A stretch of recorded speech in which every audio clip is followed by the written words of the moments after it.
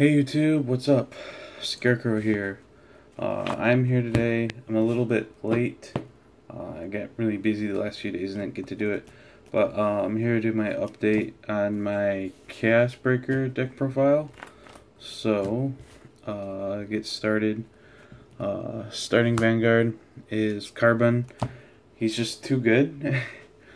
You just trade him off, get a card in soul, tutor out any like grade 1. Usually you go get your Zinc, but Zinc's a really good card, very like important to the deck's function. So yeah, he just goes and gets your Zinc. Sometimes you can use him to go get a Paradigm Shift, a lock card, but he's very good.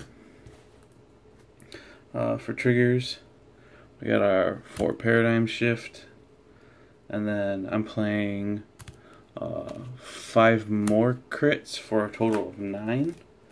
I'm then running 3 draws. This deck functions really well having a high crit count, but the draws are helpful too, especially since this one can move the soul. But I don't really want to, but there's also draw power to the deck. Sorry, throat got dry. So I don't want to really play too many draws when you already have other draw power. So I'm doing a 9-3 ratio. So it hits heavy still, has a little bit of extra draw power. And then last, we're playing our 3 heals to countercharge or soul charge. For grade 1s, we got our 4 Pre-Nose Gate or Stripe Fodder and Dig for Chaos, which is really good in this deck to go grab a Chaos just because you strode. Sometimes it misses though, and that sucks because soul isn't always a problem in this deck, but it can be. So then we have our 4 perfect guards to draw cards after we guard. Really good. Perfect guarding for essentially like free almost. Dropping minusing 1 card out of your hand to completely block an attack. We got our 4 Zinc, with who out the deck couldn't function because this deck's cost is just too high. She refunds all your costs and gives you lots of soul. And then last, I'm playing 2 Americium. I took out Metanax for her, and let me talk about that. So Metanax is an 11k booster, and then if he hits, you can Omega Lock something. The unhit skill, in my experience, like doesn't matter. And the reason it usually doesn't matter is because the fact that he's an 11k doesn't matter. Almost all the rear guards in this deck, unless you're teaming them up with like a grade 3, the extra 4k onto the boost doesn't actually change the amount of guard. If you team them up with an 8k or a 9k, it's only attacking for 20, so it's the same amount of guard as normal, and that's not a lot to guard.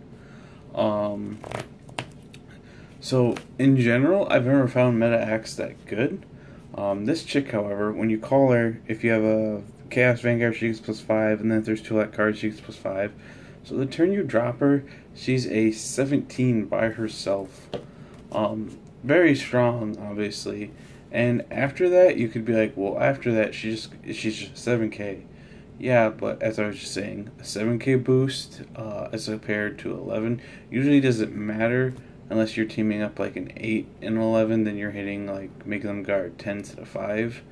But usually that won't matter because you're just gonna intercept that 8 on your opponent's turn anyways and call down a new card. I found her better. She's good. She's really big the turn you drop her. She's a really good card.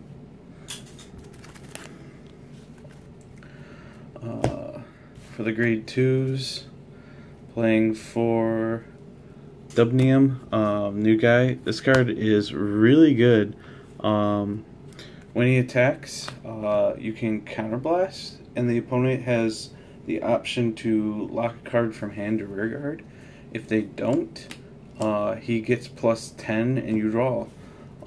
Very often, more often than not, they choose not to and or can't call the card and lock it, so he's just swinging for 19 and you draw. So good card, swings big, draws card. and even if they do, you're making them minusing a card out of their hand anyways. So he would have made them guard more if he had buffed, but if he doesn't buff, he's still taking a card out of hand and messing up their field. So he's a really good card. Next, I am now playing 4 Globula. I used to play 3. I'm playing 4 now because in this deck it's really important, especially with how the meta has been changing and stuff. You gotta force your opponent into a 5. Have all rear guards locked. You gotta force it on them. If you go up against Nova Grapplers and stuff like that, like Victor, if you can't keep their whole field locked, you're going to be in bad shape. It can be difficult even when you do. Keeping the whole field locked is really important. And he's a way to get around your opponent's resist units. If you can lock down everything that's not a resist unit and then drop this guy, you're going to force him to call a lock card on top of the resist unit. That, and he gets the 6k buff, so he can actually swing by himself. So, and then last, I am playing 3 Molupton. I have cut Photon out of the deck. I didn't foresee it, but I have, because in this meta, as I was just saying, it's really important to force your opponent into a locked field. And with resist, like on the incline, like almost every deck can resist now, it seems like. It's really difficult. So Photon has just been has proven not so good since the new things came out comparatively. Since we got Dominium now. So Molupton forcing the opponent into that locked field is what I found to be more advantageous so far. But and then last, our grade 3s, we got our 4 Close, and alongside them are 4 Chaos or Crisis. You 150% of the time want to ride Crisis. Close is a terrible card to ride.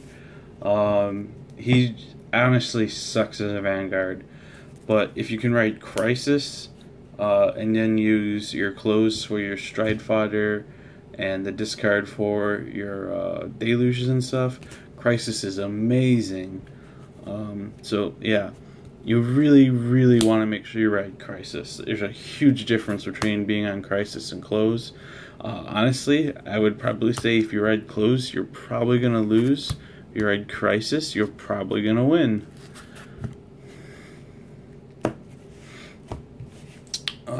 Onto the G-Zone, we got our 2 Althini.